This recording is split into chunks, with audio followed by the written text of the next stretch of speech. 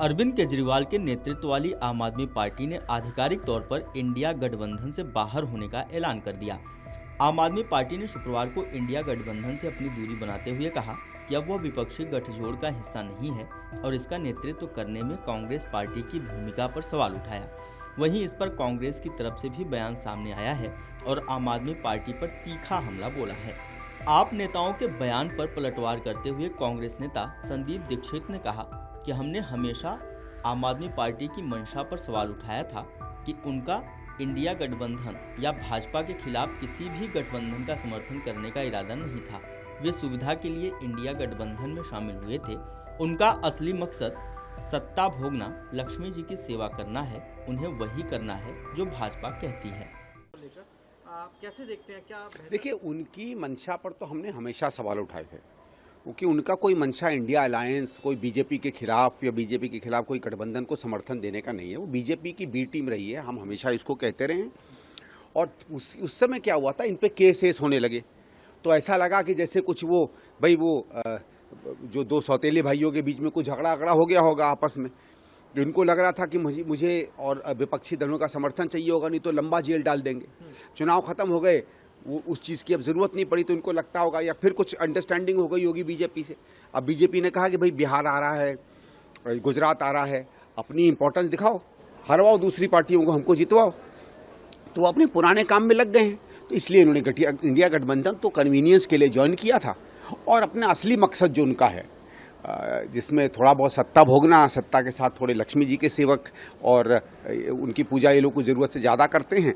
और तीसरा ये कि भाई जो बीजेपी कहेगी उन्हें करना ही करना है।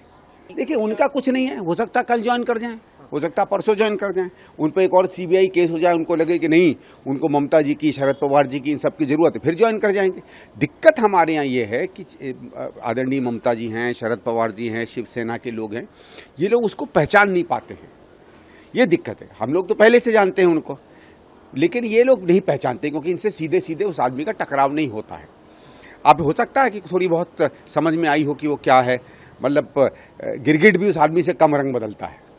सर, आपको बता दें, संदीप दीक्षित का यह बयान आम आदमी पार्टी दिल्ली अध्यक्ष सौरभ भारद्वाज के उस बयान के बाद आया है जिसमें उन्होंने कहा था कि हमारा सभी विपक्षी दलों के साथ समन्वय है, चाहे वह टीएमसी हो या समाजवादी पार्टी। हमारा विभिन्न दलों के साथ समन्वय है, लेकिन हम इंडिया गठबंधन में नहीं हैं। हेमंत सोरेन, स्टालिन साहब की पार्टी और सभी विपक्षी दलों के साथ हमारा अच्छा समन्वय है, लेकिन हम कांग्रेस अधीन इंडिया गठबंधन में नहीं है। जो लोकसभा का चुनाव लड़ा था उसमें हमने सीट शेयरिंग किया था, वो सबके सामने। उसके बाद दिल्ली चुनाव हुआ, उसमें हमने कोई सीट शेयरिंग नहीं किया है। और अभी फिलहाल जो है, हम लोग अपोजिशन के जितने भी मुद्दे हैं उसको उठाते हैं। हमारे संजय सिंह जी जो है अपोजिशन की मुखर आवाज हैं, और अपोजिशन की तमाम पार्टियां, चाहे तृणमूल कांग्रेस हो, चाहे समाजवादी पार्टी हो, चाहे अलग अलग पार्टियां हों, उनके साथ हमारा समन्वय रहता है। मगर हम इंडिया गठबंधन में जो है वो नहीं। क्योंकि आप पहले इंडिया अलायंस के थे, एक आवाज में बात की जाती है। नहीं, उससे कोई खास फर्क नहीं पड़ता है। हमारी सब जो है दल जो है, मैंने बताया, जैसे ममता बनर्जी का दल है, स्टालिन साहब हैं तमिलनाडु में, फिर सोरेन साहब हैं झारखंड के अंदर।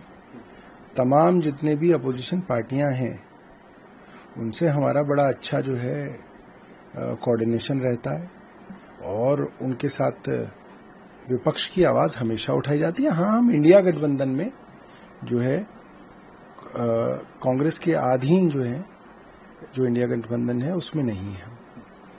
आपको बता दें कि इससे पहले आम आदमी पार्टी के राज्यसभा सदस्य संजय सिंह ने भी कांग्रेस की आलोचना करते हुए विपक्षी गठबंधन का नेतृत्व करने में उसकी भूमिका पर सवाल उठाया था।